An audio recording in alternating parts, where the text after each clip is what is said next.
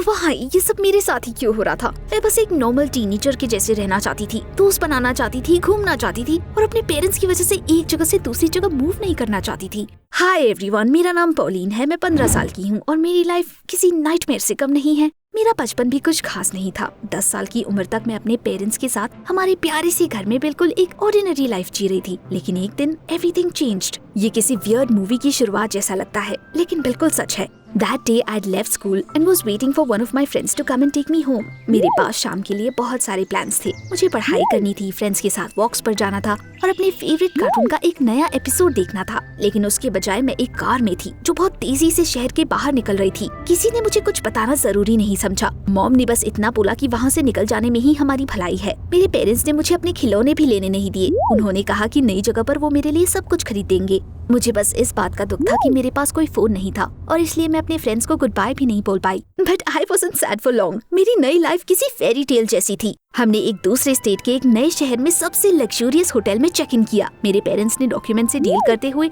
एक नया घर किराए पर ले लिया जो दिखने में किसी प्रिंसेस कैसल जैसा था। फिर उन्होंने नए स्कूल में मेरा एडमिशन करवा दिया। हमने वहाँ रहना शुरू कर दिया और हर दिन किसी हॉलिडे जैसा होता था। मेरे पेरेंट्स ने मुझे वो सब कुछ ला कर दिया जो मुझे चाहिए था। वो मुझे अम्यूजमेंट पार्क और एक्सपेंसिव रेस्टोरेंट्स में भी ले जाते थे। मुझे लगता था कि बस हॉलीवुड स्टार्स ऐसे रहते हैं और मैं नहीं चाहती थी कि वो सब अचानक खत्म हो जाए। ऑफ कोर्स मुझे कोई आइडिया नहीं था कि उन सब के लिए उनके पास पैसे कहाँ से आ रहे थे। मैं तो बस खुश थी। But then it became the new norm. हम थोड़े वक्त के लिए अमीरों की तरह रहते थे। फिर लगभग 1 साल बाद हमारे पैसे खत्म होना शुरू हो जाते थे और ऐसे में मेरे पेरेंट्स बहुत नर्वस और परेशान हो जाते थे। इसलिए हम सबको छोड़ छाड़ कर वहाँ से निकल जाते थे और फिर से किसी नए शहर में रहने लगते थे। फिर वही सब वापस शुरू हो जाता था। 4 बार मुझे अपनी पूरी लाइफ चेंज करनी पड़ी। मुझे अपने फ्रेंड्स, अपना स्कूल, अपनी हर जानी पहचानी चीज पीछे छोड़नी पड़ती थी। जब 5वीं बार किसी दूसरी जगह पर जाने की बारी आई, then I couldn't take it anymore। मैं जानती थी कि मेरे पेरेंट्स को अपने काम की वजह से बहुत ज्यादा मूव करना पड़ता था, लेकिन सच कहूँ तो मुझे इन सब के रीजंस में कोई इंटरेस्ट नहीं था। मैं बस वहाँ से नहीं जाना चाहती थी। My parents grew angry and nervous again। मैंने अपने डैड को हमारे घर के बाहर किसी से बहस करते हुए देखा और मुझे रियलाइज हो गया कि अब उनसे सीरियस बात करने का वक्त आ गया है। जब मेरे डैड ने कार का दरवाजा खोला तो मैंने साफ साफ बोल दिया कि मैं कहीं नहीं जाने वाली। मैंने कुछ दोस्त बना लिए हैं और एक लड़का मेरे साथ डेट पर भी जाना चाहता था और ऐसे में मुझे सब कुछ छोड़कर दोबारा शुरू करना होगा। It seemed like my parents simply had no idea what it was like to always be the new girl, an outcast, especially among high school students। लेकिन of course उन्होंने मेरी कोई बात नहीं सुनी। मेरे डैड ने मेरा स्कूल बैग कार में फेंक कर कहा कि अगर मैं तुरंत कार के अंदर नहीं बैठी तो मुझे उनके पीछे दौड़ते हुए आना पड़ेगा। इसलिए मैं कार के अंदर चली गई। लेकिन इस बार मैंने एक प्लान बनाया। अगर मेरे पेरेंट्स के लिए एक जगह से दूसरी जगह जाना इतना ही जरूरी है तो वो जा सकते हैं और जहाँ चाहे वहाँ रह सकते हैं, लेकिन मैं खुद डिसाइड करूंगी कि मुझे कहाँ और किसके साथ रहना है। उसके बाद एक बार फिर से जब हमने किसी दूसरे शहर में एक नए होटल में चेक इन किया और मेरे पेरेंट्स सोने चले गए, तब मैंने चुपके से अपनी मॉम के वॉलेट से एक क्रेडिट कार्ड निकाला और वहाँ से भाग गई। मैंने वहाँ से ट्रेन स्टेशन के लिए टैक्सी ली, बस में बैठी और अपने फ्रेंड्स को कॉल करके उन्हें मिलने बुलाया। सबसे इंटरेस्टिंग बात ये थी कि किसी ने भी ये जानने की कोशिश नहीं की कि एक 15 साल की लड़की इतनी रात में अकेले कहाँ जा रही है। Neither the police, no passerbys, nor the station employees। मुझे लगा यही मेरा साइन है और उसके बाद बस मस्ती ही मस्ती थी। मेरे फ्रेंड्स मुझे ट्रेन स्टेशन पर मिले। मुझे देखकर वो बहुत खुश थे। It was like I had left at least a year ago and not for just a day, and that was nice। हम तुरंत मस्ती करने निकल पड़े। वो मेरी जिंदगी का सबसे अच्छा दिन था। मैं वहाँ थी जहाँ मैं रहना चाहती थी और ऐसे लोगों के साथ थी जिनके साथ मैं रहना चाहती थी और सब कुछ बहुत अच्छा था। हम शहर में घूमे, खूब हंसे और शाम के वक्त मेरी फ्रेंड ने अपने बड़े भाई को कॉल किया। उन्होंने मुझे एक मोटेल रूम रेंट करने में मदद की ताकि किसी को ये रियलाइज ना हो कि मैं अभी माइनर हूँ। अगले दिन मैं कुछ खाने पीने का सामान लेने के लिए मोटेल के बाहर गई। सड़क की दूसरी तरफ एक सुपरमार्केट था। उस वक्त बिल्कुल सुबह का समय था। ऐसे में क्या गलत हो सकता था, है ना? अपने रूम में वापस आते वक्त मैं एक आदमी से टकरा गई। मैं माफी मांगकर आगे बढ़ना चाहती थी, लेकिन अचानक उसने मेरा हाथ पकड़ लिया। मैंने उसे पहचान लिया। ये वही आदमी था जिससे उस दिन मेरे डैड बहस कर रहे थे। I politely greeted him, thinking that he probably wanted me to tell my father something। लेकिन फिर मैंने उसका चेहरा देखा और मुझे समझ आ गया कि वहाँ से भागने में ही भलाई है, क्योंकि आपका भला चाहने वाले लोग इतना कसकर आपका हाथ नहीं पकड़ते और ना ही आपको इतने गुस्से में देखते हैं। मैंने खाने का बैग सड़क पर ही फेंककर किसी तरह अपना हाथ छुड़ाया और उससे दूर भागना शुरू कर दिया। मैं बेहद डरी हुई थी। वो आदमी मेरा पीछा करने लगा। किस्मत से वो मुझे पकड़ नहीं पाया। Still I could feel his eyes on me all the way to my room। although I was probably just imagining it, मैं पूरे दिन अपने कमरे से बाहर नहीं निकली और बार बार खिड़की के बाहर झांक रही थी। मुझे यकीन था कोई सड़क से मुझ पर नजर रख रहा है। हर आहट पर मैं डर से कांप जाती थी। शाम को मैं कमरे से बाहर निकलकर दौड़ते हुए अपने फ्रेंड्स के पास जाने लगी। हर वक्त मुझे ऐसा लग रहा था कि झाड़ियों के पीछे से या गली में से कोई डेंजरस आदमी मुझ पर हमला कर देगा। लेकिन तभी अचानक मेरे सामने एक कार रुकी और किसी ने मेरा हाथ पकड़कर मुझे अंदर खींच लिया। मुझे चिल्लाने तक का टाइम नहीं मिला। थैंक गॉड वो मेरे पेरेंट्स थे। उन्होंने मेरी मॉम की कार्ड से मेरा पता लगाया और फौरन मुझे लेने आ गए थे। उन्होंने मुझे डांटा भी नहीं, बस इतना पूछा कि ये सब क्या हो रहा है। उस वक्त उन्हें वहाँ देखकर मैं इतनी खुश थी कि मैंने उन्हें सब कुछ बता दिया। मुझे लगा मेरी बात सुनकर वो हंसेंगे या मुझे डांटेंगे और उसके बाद हम खुशी खुशी अपने नए घर चले जाएंगे। लेकिन ऐसा लगा जैसे मेरे पेरेंट्स भी मेरी तरह डरे हुए थे।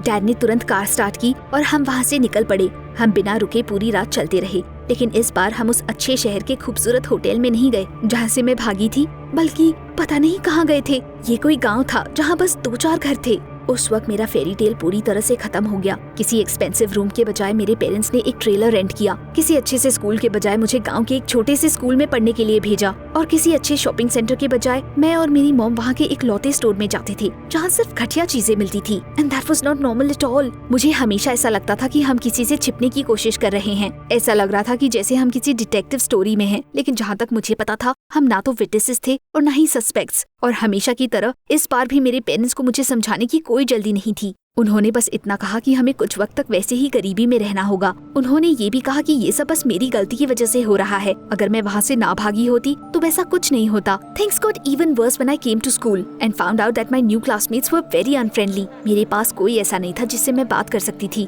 वहाँ के लोकल लोग या तो मुझ पर हंसते थे या मुंह मोड़कर चले जाते थे। मुझे अपने फ्रेंड्स की बहुत याद आती थी। मेरे पेरेंट्स ने मुझे उन्हें कॉन्टैक्ट करने से मना किया था और मेरा फोन भी ले लिया था। उन्होंने मुझे नए फ्रेंड्स ढूंढने के लिए और रोना धोना बंद करने के लिए कहा। मुझे कुछ समझ नहीं आ रहा था। हमारे सारे पैसे कहाँ गए? हम छिप क्यों रहे थे? वो आदमी कौन था? और मेरे पेरेंट्स उससे इतना डर क्यों रहे थे? मेरे पास सवालों की पूरी लिस्ट थी, लेकिन कोई मुझे जवाब नहीं देना चाहता था। मुझे बहुत बुरा लगता था और मैं बहुत डरी हुई थी। फिर एक दिन मुझे अपने सारे सवालों के जवाब खुद ब खुद मिल गए। That weird guy, I met him again, not far from the trailer park where we lived. अगर हम उससे छिप रहे थे तो शायद उसने हमें ढूंढ निकाला था।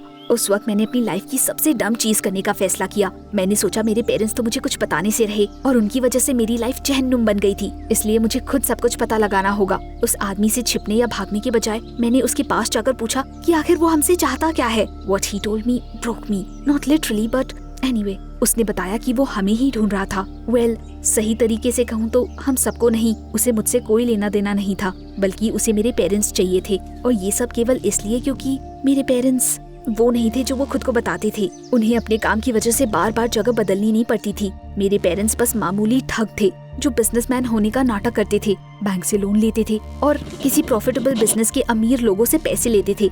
फिर उसके बाद वो सारे पैसे लेकर रफू चक्कर हो जाते थे। And they had been doing it in city after city. Of course मैंने उस आदमी का यकीन नहीं किया। मैंने अपने डैड को रात में कुछ पेपर्स पढ़ते देखा था और मेरी मॉम बिजनेस के लिए ऑफिस जाया करती थी, लेकिन उसने कहा कि ये सब सच है और उसके पास सारे सबूत मौजूद है। वो भी उनका एक विक्टिम था, इसलिए उसने खुद इन्वेस्टिगेशन करके सारे सबूत इकट्ठा किए थे। वो सारे सबूत उसके कार में थे और मैं उसके साथ जाकर उन्हें देख सकती थी। I know it was not a very good idea. सच कहूँ तो ये बहुत खतरनाक था, लेकिन मुझे ये पता करना था कि वो झूठ बोल रहा है। आखिरकार वो मेरे पेरेंट्स के बारे में बात कर रहा था, लेकिन उसने कुछ झूठ नहीं बोला था। उसने मुझे वो सब कुछ दिखाया जो उसने पता लगाया था। ये सचमुच किसी डिटेक्टिव स्टोरी जैसा था। Camera footage, some documents, fake passports and an escape at night.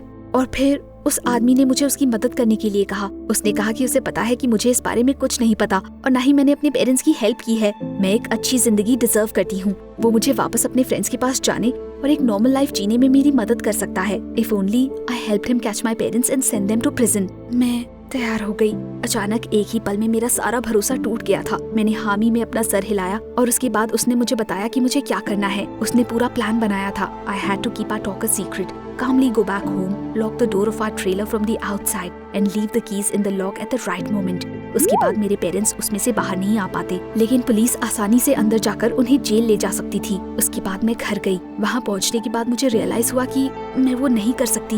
भले ही मेरे पेरेंट्स क्रिमिनल्स थे, लेकिन फिर भी मैं उन्हें धोखा नहीं दे सकती थी। They were my family. चुपचाप सही वक्त का इंतजार करने के बजाय मैंने अपने पेरेंट्स को एक साथ बिठाया और कहा कि मुझे सब पता चल गया है। And I decided that if they didn't deny it and finally told me the truth, we would have a chance. और अगर ऐसा नहीं हुआ तो well, हमने बहुत देर तक बात की। मेरे लिए उन्हें ये बताना बहुत जरूरी था कि उन्होंने मुझे कितना हर्ट किया है, बस केवल उनके बार बार जगह बदलने की वजह से नहीं, बल्कि उनके साइलेंस और सीक्रेट्स की वजह से भी। I was firmly against what they were doing for a living. और उसके बाद हम चुपके से एक बार फिर से टाउन से बाहर निकल गए, और वो आखिरी बार था जब हमने अपनी जगह बदली थी। Now we live in a small town in the north of the country. मेरे पेरेंट्स ने मेरे लिए अपनी क्राइम वाली जिंदगी पीछे छोड़ दी है और अब ईमानदारी से रहते हैं। Of course, अब हमारे पास कोई एक्सपेंसिव चीजें या सुख सुविधाएं नहीं हैं, लेकिन अब मेरे पास फ्रेंड्स है। और सबसे इम्पोर्टेंट बात ये है कि मेरे पेरेंट्स मेरे साथ है, जिन्होंने फाइनली मेरी बात सुनी। They've also promised to give back everything they took from the people they deceived.